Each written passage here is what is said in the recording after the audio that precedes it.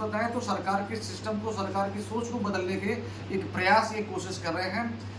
मेरे समाज में भगवान श्री राम, महाराणा प्रताप, वीर शिवाजी जैसे महान योद्धा राजा रहे, जिनको भगवान की उपाधि दी गई, जिनके राजकाल में कभी भी जातिवाद, छुआछूत कुछ चीजें नहीं थी। लेकिन जब से राजतंत्र आया, लोकतंत्र आया, क्षमा चाहता हूं, लोकतंत्र आया, जब से सरकारें बनी, तब से जातिवाद में इंसानों को बांट दिया, छुआछूत में बांट दिया, ऊंच नीच में बांट दिया गया।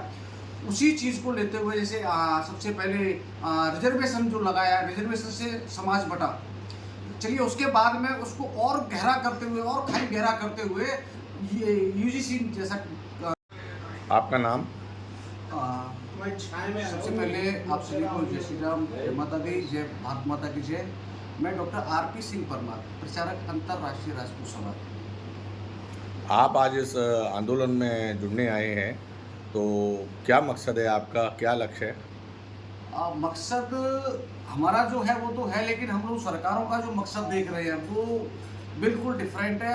हम सच बताएं तो सरकार के सिस्टम को, सरकार की सोच को बदलने के एक प्रयास, एक कोशिश कर रहे हैं।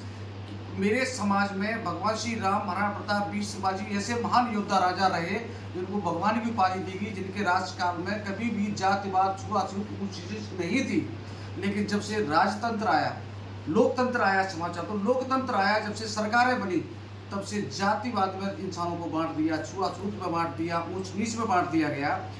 उसी चीज़ को लेते हुए जैसे सबसे पहले रिजर्वेशन जो लगाया, रिजर्वेशन से समाज बटा। चलिए उसके बाद में उसको और गहरा करते हुए, और खाई गहरा करते हुए ये यूजीसी जैसा कानून नाम जो काला कानून सरकार लाई है, इससे और खाइयाँ बढ़ेगी समाज में।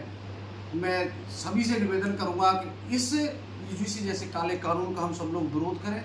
आज हम लोग, क्या सरकार सवर्णों के साथ कुछ अच्छा सोच रही है, या इस कानून को लेके, या सवर्णों के साथ कुछ घाटा कर रही है?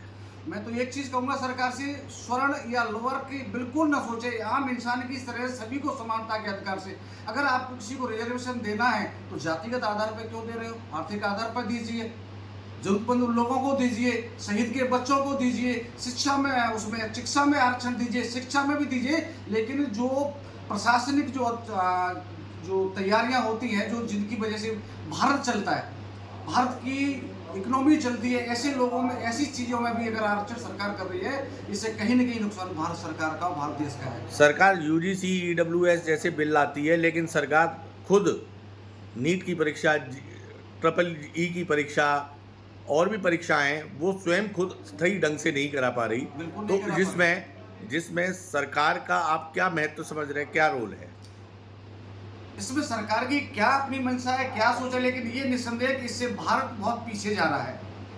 भारत सरकार कहती है कि भारत आगे बढ़ेगा, आगे बढ़ेगा, ग्रोथ करेगा, लेकिन जिस विचारधारा के साथ सरकार चल रही है, इससे निस्संदेह भारत पीछे ही जा रहा है। भारत पीछे ही जा रहा है। आप सबको समानता का अधिकार दीजिए। आपको आरक्षण देना है तो जरूरतमंद लोगों को आरक्षण दीजिए। क्या डॉक्टर साहब 3 तारीख को आपकी मांगे नहीं मानी गई तो उसमें क्या होगा? उसके बाद क्या रूपरेखा है? बिल्कुल बिल्कुल, मैं आपको इस चैनल के माध्यम, आपके माध्यम से मैं भारत सरकार को भी चेतावनी देना चाह रहा हूं। अगर ये मांगे नहीं मानी गई, अगर ये डब्ल्यू में अगर संशोधन नहीं होता है, यूजीसी कानून अगर वापस नहीं होता है, रिजर्वेशन अगर आर्थिक आधार पर नहीं होता है, उस कंडीशन में राष्ट्रव्यापी आंदोलन होगा, पूरे भारत में होगा। हर भारत का स्वर्ण समाज है, इसका हर हिंदू समाज, हर भारतीय इसमें बढ़ चढ़कर हिस्सा लेगा। सरकार तो धार्मिक भावनाओं को भड़का के आपकी सारी चीजों को अलग कर देगी। वही चीजें तो बदलना है हमें। और यूजीसी से धार्मिक आस्था को कहाँ इसमें आप जोड़ रहे हैं? बिल्कुल बिल्कुल, यूजीसी से मान लीजिए कि एक हाई कास्ट, स्वर्ण कास्ट का बच्चा, एक बच्ची अगर यूनिवर्सिटी में पढ़ रही है, उसी में कोई दलित समाज का या ऐसी वाले, लेकिन समाज से हमारे लिए बराबर है, लेकिन मान लीजिए कि उसने प्रपोज किया उस बच्ची से, किसी वैश्य समाज की या ब्राह्मण समाज की या स्वर्ण समाज की बच्ची को प्रपोज किया, उसको शादी के लिए ऑफर किया, उस बच्ची ने अगर इनकार कर दिया, इग्नोर कर दिया, वो नहीं उसको चाहती, नहीं प्यार करती, तो उस कानून के आधार से वो ST/SC का मुकदमा उस स्वर्ण कास्ट की बच्ची के खिलाफ लगा सकता है। ठीक है डॉक्टर साहब, आपका बहुत बहुत धन्यवाद। जय माता दी।